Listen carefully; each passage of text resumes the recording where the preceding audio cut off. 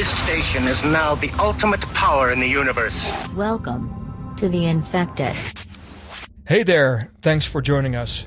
You're listening to The Infected, a podcast from the heart of night. My name is Goth, and I'm here with Jeroen, my fellow creature of the night. I'm sure you're familiar with us by now. It's now midnight on Monday, the 10th of August, and it's still soaring hot during the heat wave that's going on in the Netherlands. So let's start off with some cold, refreshing and great music by New Order.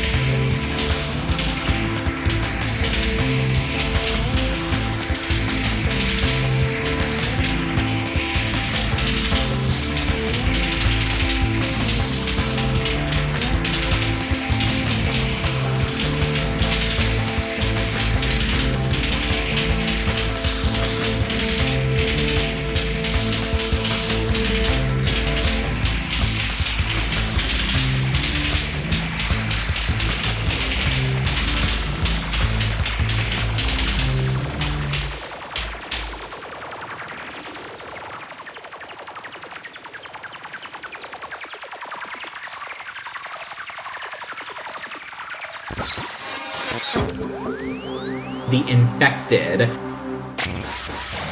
That's an awesome song, man. It's a great find, or maybe it's not a find. Maybe it's one of those songs that you've been keeping with you traveling through time, or is this something you dug up recently? The song is called Chosen Time, so that's I'm not sure if you did it consciously, that comment, or by accident, but it's very fitting. Now, this is a track that stuck with me through the years. Play it a lot of times during the year at certain moments. It comes up in specific playlists that I put it in.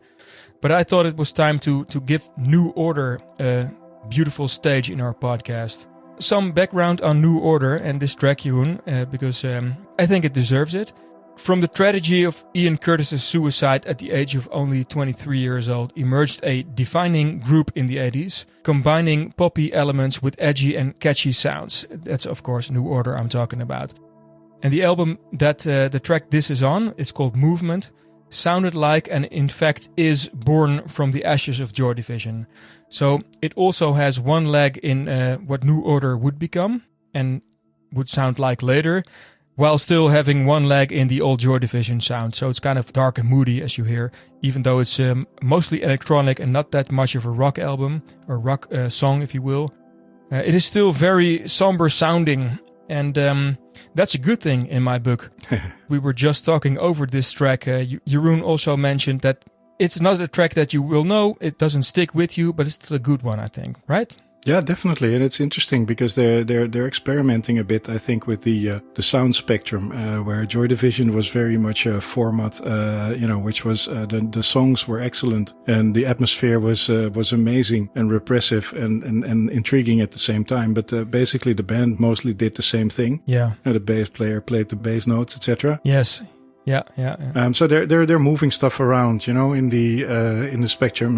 The bass player trying to hit the high notes and the bass line coming from the keyboards. Guitar is there constantly, but also very rhythmically and subdued. Yeah. And every now and then it sort of sneaks out a couple of notes, which gives it definitely a different feel from where they departed from with Joy Division. Yes.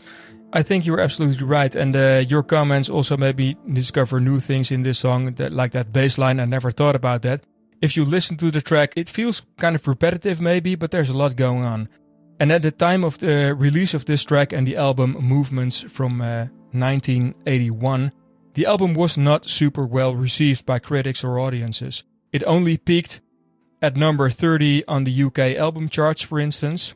However, it has always surprised me that people criticize Movement, the album that this is on again, for being dreary and unenergized when it's just that exact aesthetic that Joy Division used and elaborated on. It sounded a bit like Joy Division would have evolved even with Ian Curtis on board maybe. It's not a rock album, but the sound and the feel is quite similar, to be honest. And I think with all things considered, it's still a great and essential album in the rich history of post-punk. And there are quite a few songs on this album which are written about Ian Curtis. That shouldn't be a surprise because it's the first album after he deceased at only 23 years old. There are other great tracks to be enjoyed on this album. Certainly I would check out ICB, which is short for Ian Curtis Buried. It's kind of a sinister title, but quite an interesting background. And the other song, The Hymn, is very interesting. And all the lyrics that you will hear they're an homage to Ian. And eventually the New Order sound would evolve as we taking up influences from Italo disco, or at least disco, which led to the recording of their hits Temptation and Blue Monday. And a fun fact, the tempo in this song, it's all electronic that we just played. Pieces of this track were reused to build the song Blue Monday. Yeah, there we go. New Order for you. So thanks. A really interesting track, really, from where they were coming from. You feel it's more rhythmical than what they've done before. They're experimenting with sound a bit. Yeah. There's more drive to it. And you can hear that they're a band in transition from one sound into, uncharted territory. And I think it's that makes it a really interesting track. So thanks for sharing, man. Welcome. Yeah, totally agree. It's a transition album. And I guess nobody understood where they were going because they were really, headed for new things, which is maybe harder for people that were expecting, more of the same from a band. So I always feel that if an album by a really great band doesn't do so well when it's launched, it's usually because they're doing more interesting stuff than just repeating themselves. So that's always something to look out for. True that. Install Outcast. the music we pick usually has this dark edge. Yes. And the next track definitely also fits that definition. I want to play a track by Phantogram. Have you ever heard of Phantogram? I haven't, June. No. So Phantogram is an American electronic duo from New York, Greenwich actually. They consist of Josh Carter and Sarah Barthel. When they joined in 2007, they largely kept their experiments and their music to themselves. They were a bit shy. They did confide in one another, obviously, and they recorded for almost 3 years. Until by 2009, a duo did something that many musicians seem to have done. They set themselves on a street corner and just started giving away free CDs. Free? Okay, cool. Yeah, with 2 tracks. And as Josh recalls, they would tell passers-by, hey, here, listen, there are 2 songs, listen to them. If you need a coaster for your coffee, it's also okay, then you can use it as that. Don't take it too seriously, but at the same time, trying to get it out there. Nice. Yeah, and they managed to get it out there because they've been together for 13 years now. They've recently released an album, a new album. The track I want to play is from an album from 2016. And definitely this duo is not afraid to touch on darker topics in their songs. As Sarah, who sings most of the songs, says, we definitely tend to gravitate toward writing more on the darker side of life. But we do also incorporate the light at the end of the tunnel. You can always find positives in it. Music for us is very therapeutic. It's very cathartic. We're not a band that wants to write about how the sun is shining and life is beautiful. We're not as direct as that. We tend to use our music as therapy in a way. You can definitely hear it on our records. This is Ceremony by Phantogram. Hold me, I'm a miracle. Hold me, I'm a miracle. Faded, fade in, fade out. It's my favorite daydream, where everybody knows me. Hang back, get past. So be good, just have fun. Hang back, hang back, hang back. Hold me, I'm a miracle.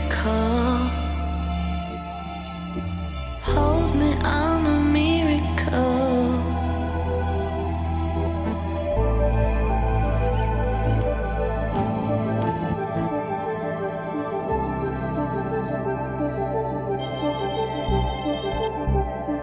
Falling in a swimming pool,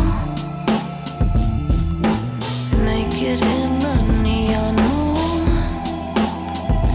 Hang back, just laugh. Animate my lonely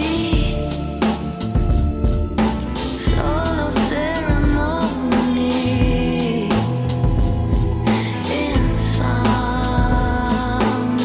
Insomnia.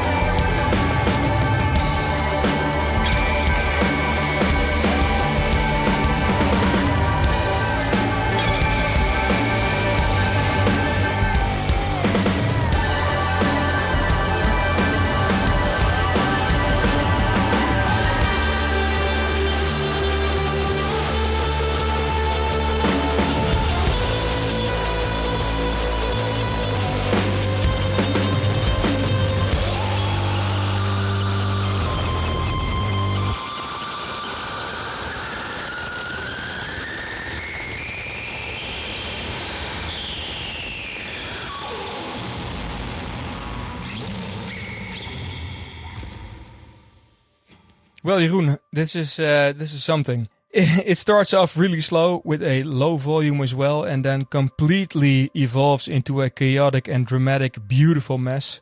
I love this. It's got some soul, I think, and but without the distorted resonant tone in the end, because that's just cold and a nice ending. But it's an interesting track.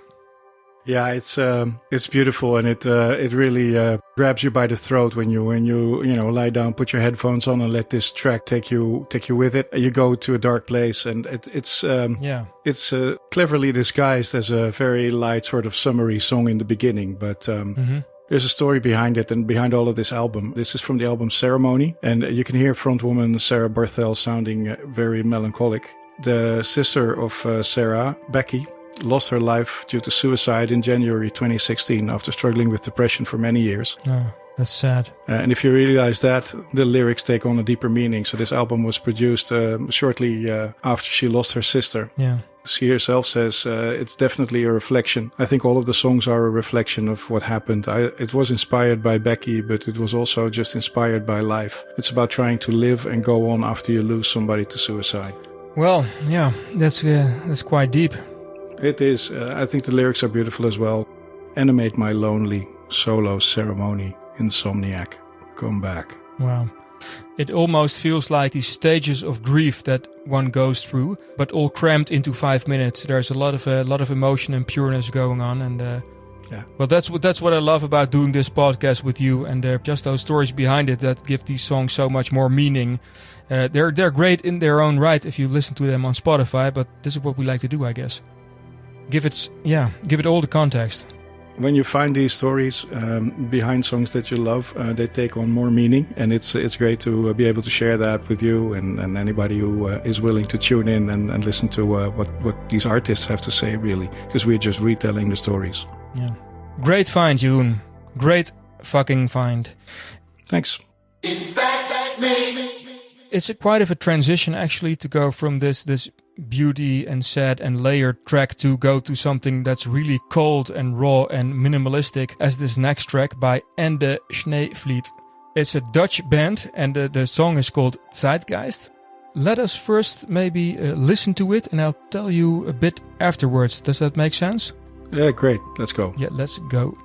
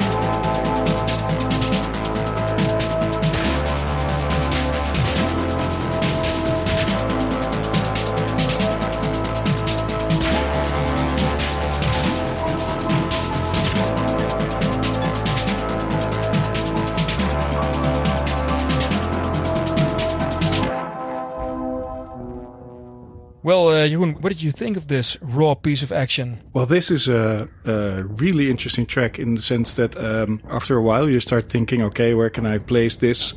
How old is it? What phase was it recorded? Basically, it's recorded pretty shittily. Sound quality is definitely not up there. Absolutely. And it sounds like it could be quite old, actually. Yeah. I found it very hard to pigeonhole where it would fit in musical history. And I did like the track, so tell me more. Good to hear. Yeah, I have to agree, because the first time I heard it, I couldn't also place it in a certain time period. Kind of reminds me of the track by Grauzan we used a couple of episodes earlier, Film 2. That was really old, but sounds quite new. Yeah, I get that. This is from, I believe, 1982, and it was recorded on cassette, so the shitty sound quality is so obscure that they only released it on cassette. I'll tell you a little bit about the background. So I'm keeping it close to home with this third track. So 5 kilometers away from my home, literally, because I'm living in the coastal village of Bergen. That's on the northwest coast of Holland. And 5 kilometers away is the village that is called Heilo. You're familiar with it, Jeroen? No, never heard of it. No, you shouldn't be, because it's quite dull and uneventful sleeping village.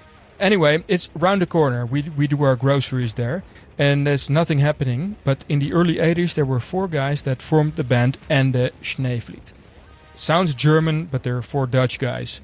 And they were part of the obscure and kind of legendary record label Trumpet Records. And they were only releasing post-punk and dark electronics on that label. And experimental stuff as well. That's what you hear in this track as well, because it takes 3.5 minutes, like you just mentioned, to evolve and go somewhere.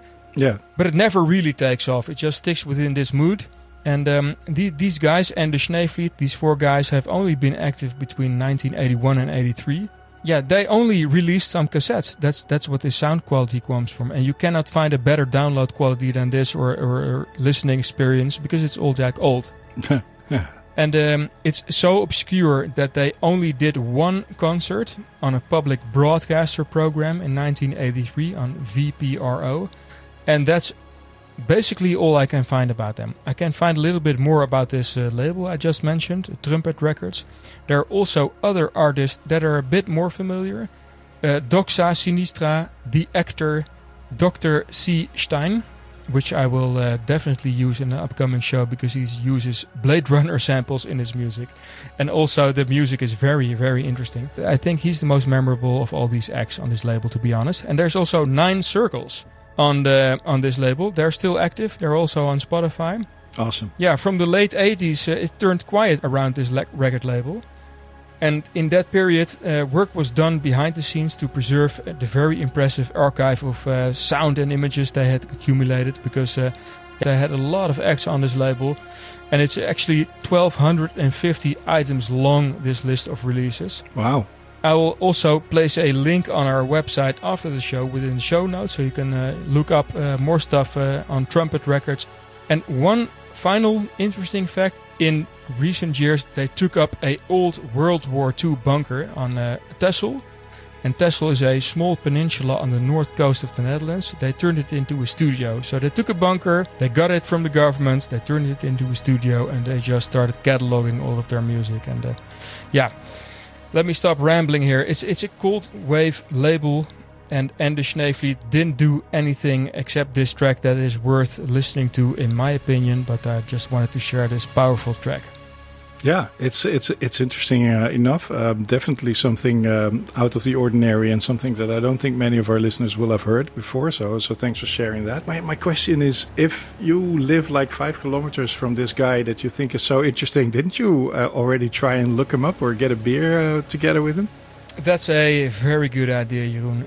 I didn't get to it, but I should, because all of these guys on this label, Trumpet, they're around my area, so it's not more than 15 kilometers away.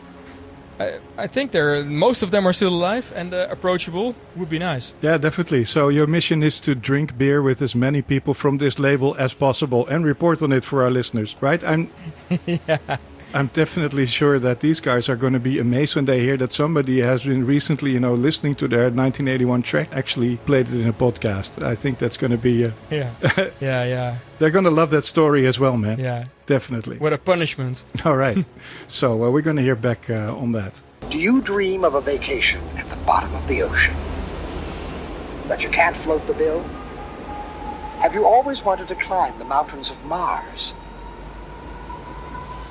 But now you're over the hill? Then come to Recall Incorporated, where you can buy the memory of your ideal vacation cheaper, safer, and better than the real thing. So don't let life pass you by. Call Recall for the memory of a lifetime. For the memory of a lifetime, recall, recall, recall. Indeed, it is time for our special feature, The Infected Trifecta. Shortly we will play 3 songs that share a certain connection. If you like a puzzle, see if you can find how they are related. The connection could be anything, for instance a lyrical theme, something to do with the band members, instruments, anything goes. We'll introduce the first song, then play all 3 back to back. See if you can figure out what the connection between these 3 songs is before the end of the back to back section. We'll tell you right after. The Infected Trifecta. I have unearthed something which is somewhat of an audio delicacy. So this is a song by The Cult, and the song is called Electric Ocean. A couple of listeners are already going to be disappointed because they think, oh, I know Electric Ocean. But wait, there's a story here. So let's go back to 1985. The album Love had been a success for The Cult. The single She Sells Sanctuary had even turned into a modest hit. So they were doing a tour. I actually visited Pinkpop in the Netherlands as well in 1986. And when they were playing and touring, Ian Astbury mentioned that the band would also play a new song called Electric Ocean. So this song was out on the soundtrack to a film called Out of Bounds. But Ian mentioned that he thought the song was a hell of a lot better than the movie. Already on stage. Have you seen the movie? No, I found a review which sort of put me off trying to look for it too much. Okay. Okay. Anyway, so they did the Love Tour, right? And in the summer of 1986, the band went into the Manor studio in Oxfordshire. Yeah. And they went there again with producer Steve Brown, who had also been responsible for the production of the Love album. The band stayed at Manor for 3 months in the luxurious environment. They got everything they wanted.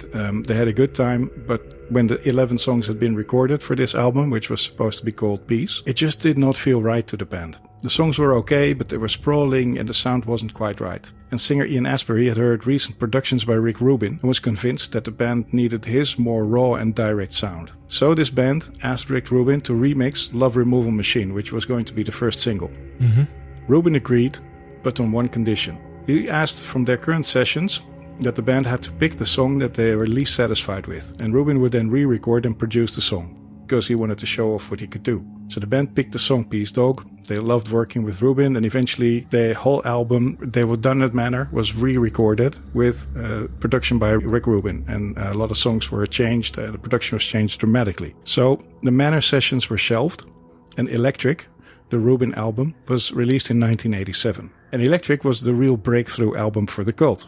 And the first single, Love Removal Machine, was a huge hit. However, many old-time fans were disappointed when Electric was released because it really sounded like a hard rock album. It no longer had the post-punk feel that so many loved of The Cult. It's logical, right? Because at that time, Rick Rubin had done Slayer, he had done the Beastie Boys. He was definitely not a typical post-punk type of producer.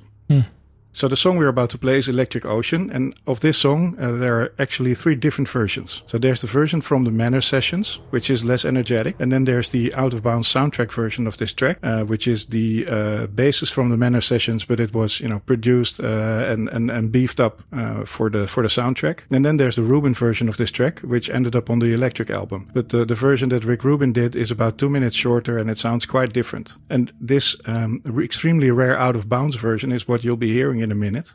And now the whole movie soundtrack is actually awesome, with contributions by Susie, Adam Ant and the Smiths, just to name a few. But it's impossible to get your hand on it. Yeah.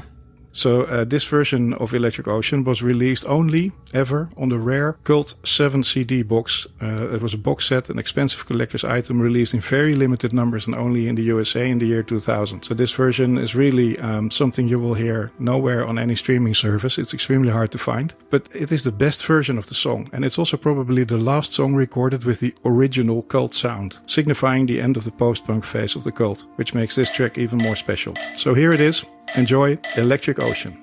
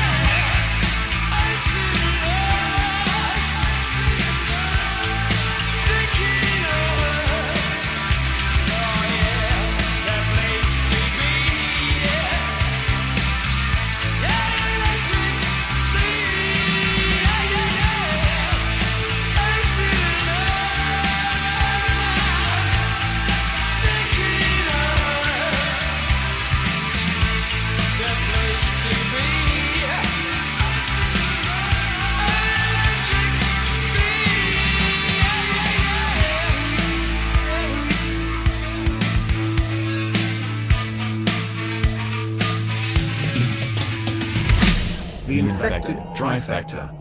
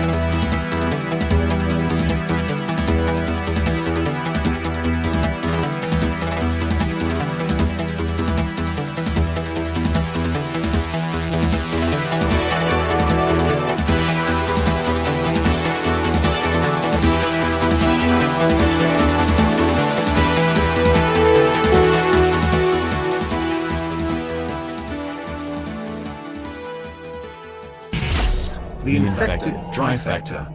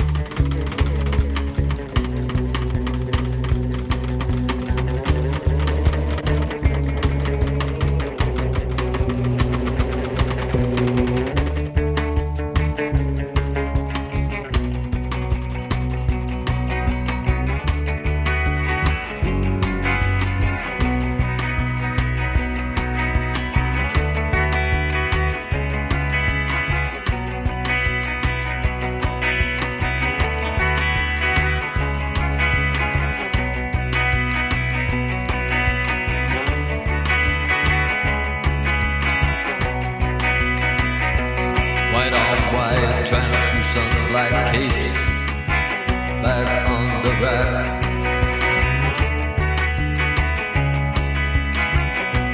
Bela Lugos is dead. The bats have left the bell tower. The victims have been bled. Red velvet lines the black box. Bela Lugos is dead.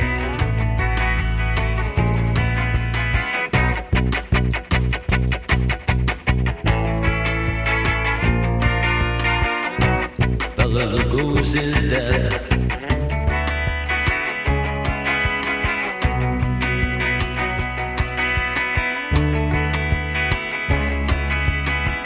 Undead, undead, undead.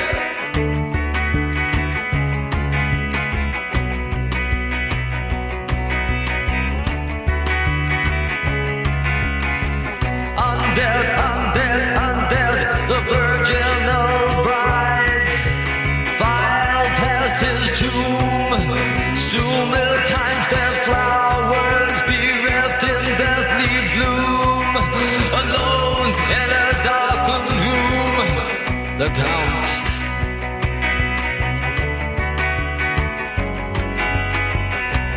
Bela Lugos is dead.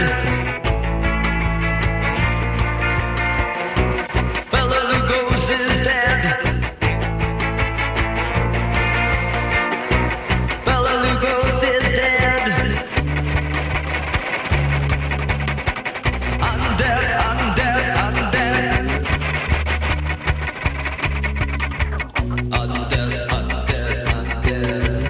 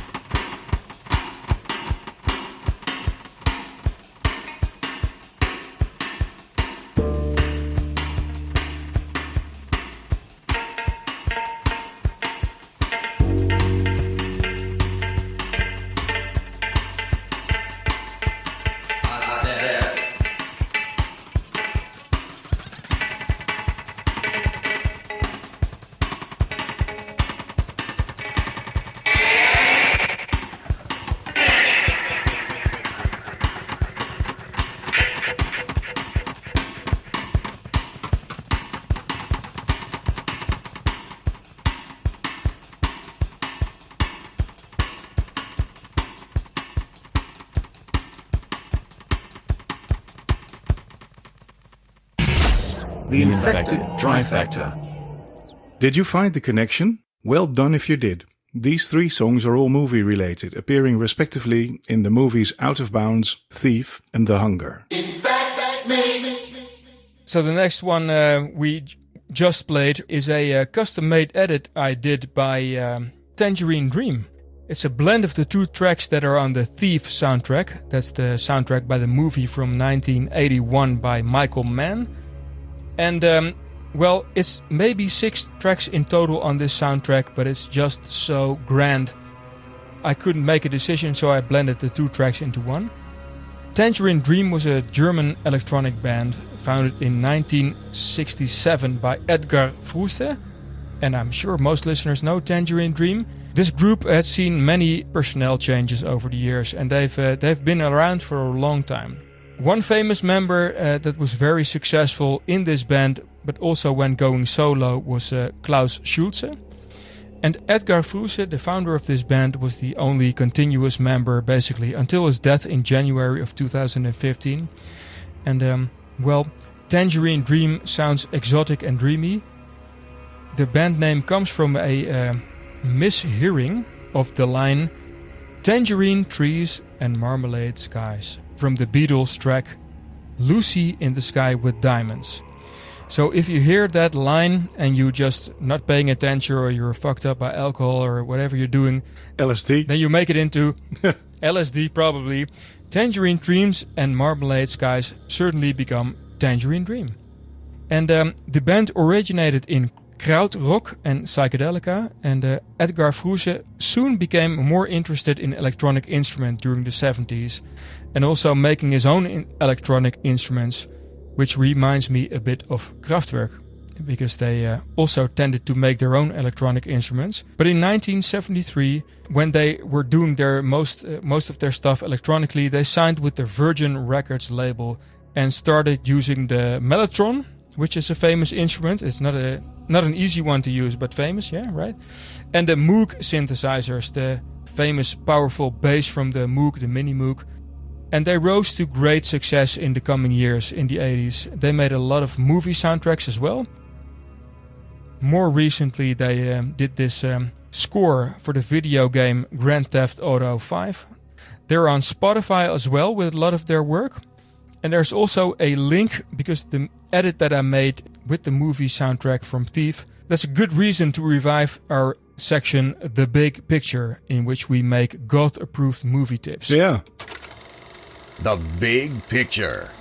It's a very rare movie because you can't find it anywhere actually. If you want to watch it right now, you probably have to buy it on Amazon or on DVD or Blu-ray. But Michael Mann is a person that you do know. Michael Mann is the famous director of Miami Vice and also the movie Heat from 1995. You probably know Heat from the amazing shootout scene on the streets after a bank robbery with no music and just the sound of rifles and violence going on. Yeah. Right? But Michael Mann actually made his debut in 1981 with Thief, which featured James Caan as a leading actor. Nice debut. Nice debut, right? Yeah. And he's a badass, James Caan, as well as Michael Mann, by the way. But James Caan was also a badass, obviously, in Godfather. And Thief is about a diamond jewelry heist man that falls in love and then defeats all his enemies and lives happily ever after. It feels a bit similar to De Niro's character in Heat. Was also a robber, falls in love, but he dies in the end. So James Caan did a little bit better. These robbery themes and heist themes, they're big in the Michael Mann oeuvre. And the soundtrack of Tangerine Dream accompanying Thief, they cannot be separated. They're equally important. It's right up there with the Blade Runner soundtrack, if you ask me. And I hope Tangerine Dream got paid well, because they're equally important. Tension builds up, and it makes me want to drill a safe or rob a bank or something. Tangerine Dream. Yeah, cool. Thank you. The Infected Trifecta. Bela Lugosi is dead. 9 minutes, it flew by. It just flew by. I can't get enough. It's also summer feeling. There's a bit of dub feeling going on in the background. It feels light, but at the same time really heavy. Yeah, it's definitely true what you're saying. There's this sort of reference to dub reggae sort of band echo sounds going on. And this song, we're talking about Goth often, and we have a lot of Goth influenced tracks. This song is widely considered to be the absolute start of Gothic rock music, and it has been immensely influential on the contemporary Goth culture. So it's from 1979, yeah? Ooh. I just want to quote from a book. The book is called Bela Lugosi is Dead, 30 Years of Goth Gloom and Post-Punk. They say Bela Lugosi is Dead is roundly established by Goth historians as the first true record in the genre. For comparison's sake, Goth icons The Cure and Susie and the Banshees were certainly releasing records at the same time that Bauhaus delivered its premiere single, but the aforementioned bands did not go full-on Goth until 1980-81. The song also precedes all the earlier recognized alt-rock masterworks. No. So this is the first true Goth record. Now, you can say, okay, this is somebody who wrote the book, but I want to quote The Guardian as well. Guardian once wrote an article called Bauhaus Invented Goth. The Northampton's band debut single seemed an improbable template for other bands to follow.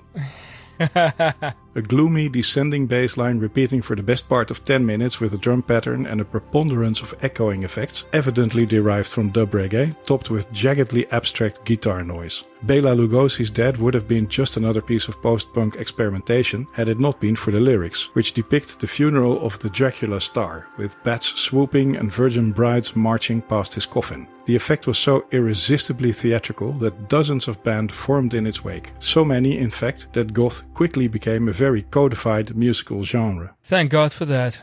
1979.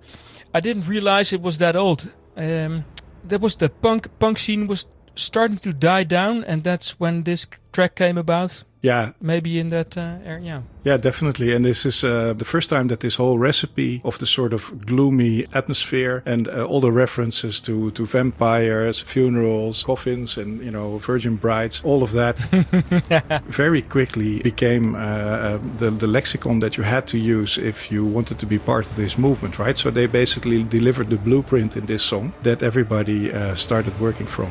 I found a fantastic interview, which was done only a year ago. Yeah. Everybody from the Bauhaus band, as well as the guy who actually published this song, the label owner, Pete Stennett. And I want to give you some quotes from that, because there's no way anybody can tell the story better than these. The way that these guys are looking back from a distance of 40 years. Peter Murphy, the singer, is in no doubt about the significance of this debut single. It just happened to be a seminal song, he said. It turned out to be the Stairway to Heaven of the 1980s. Drummer Kevin Haskins agrees. It definitely has a timeless quality. On reflection, I marvel at what we did. We were just 4 young kids who wanted to make something unique without really having much idea what we were doing. And that song just came out of it. It was recorded in January 1979 after the band's first ever studio session. And Bela Lugosi's Dead is really a masterclass in experimental post-punk. They were rejected by various labels, and in the end it was left to Small Wonder, a small indie label based in Walthamstow, to release Bela Lugosi's Dead as a 12-inch single in August 79. So Pete Stennett, who was the label owner at Small Wonder, said he wanted to put it out, and we asked him, "Do you think it's too long?" Here's what Pete said. "I didn't give a fuck how long it was. Often in those days especially, you'd be thinking that nobody was going to play it on the radio, with the exception of John Peel. Everything we released I felt confident and comfortable with, and when I heard Bela Lugosi's Dead, I thought, shit, this is good, and I wanted to share it." So Kevin, the drummer, says, "Pete was a very important figure in our evolution. When he told us he was interested, we all traveled down to his shop in Walthamstow. He closed up and said, 'There's something really intriguing about this song, but I haven't made up my mind yet. I need to listen to it one more time.' So there we were, standing in his shop. He put the record on, and 9 minutes seemed like 9 hours. At the end, he took the needle off, looked at us and said, 'Yeah, I want to put this out.' When we left the shop, we all ran down Hoe Street, jumping up and down like kids who just got out of school for the summer. It was so exciting." Pete Stennett says it was just beautifully produced, and there was this reggae feel to it. They hadn't been playing together for more than 5 minutes, but they were very tight. I had Bela Lugosi's Dead pressed up within weeks. Though why I decided to release the first 5,012 inches on white vinyl, I shall never know." That's So Pete Murphy, he adds that they were driving back from Walthamstow with their copies just after the single had been pressed. Yeah. And they decided to stop off at the BBC. So they went to the BBC's building, they walked up to the reception, and they passed Motorhead on their way out. No way. They said, "Hello, we're Bauhaus and we're friends of John Peel. We'd like to go up, please." And somehow they were allowed up there and were able to put the record in front of him. And after they'd all introduced themselves, he said on air, "We got Bauhaus in the studio. They're from Northampton and they have a new single out called Bela Lugosi's Dead. It's 9.5 minutes long and this will probably be the first and the last time I'll play this." Oh man, what a story. And then the band had to leave and they went down to listen to it in the car. And apparently the BBC switchboard was jammed with listeners wanting him to play it again. So it wasn't the last time. No, it was the first time, but not the last time. No, obviously. No. Being played on Peel, though, was the key that opened a lot of doors for them. Shortly after that, we got a request to do a session for him, which was a really big deal for us. Then we got a residency at a club in London called Billy's, which later became the Batcave. So Ian Curtis came down one night and he told us how much he loved Bela Lugosi's Dead, which was a real kick for us to hear. So this single, it completely missed the mainstream chart, but it remained on the independent listings for over 2 years. And the status was cemented by Bauhaus's memorable rendition during the opening scene of Tony Scott's 1983 film The Hunger. Yes. One of the band's key inspirations, David Bowie. So exactly, you have David Bowie and Peter Murphy in one movie, which is epic enough as it is. It's about a love triangle between vampires, worthwhile. But Jeroen, what a background! I didn't know this. I love this. Peter Murphy, the singer of Bauhaus, if you listen to him, he's got a voice that's really going for it. It's not acted, it's not pretentious, it's just pure, like there's no tomorrow. He can also be stated the godfather of Goth, if you ask me, after hearing this story. Yeah, definitely. And it's true. He just totally, goes with the atmosphere of the music, and he doesn't hold back, and he just, flows with it. But just to think that this is not something which was well thought through, but just a couple of guys who hadn't played together a lot at all, just jamming and coming up with this song, and then the impact that it has, all the hundreds of bands that are still working within the blueprint that came into being in this happy incident. Yeah.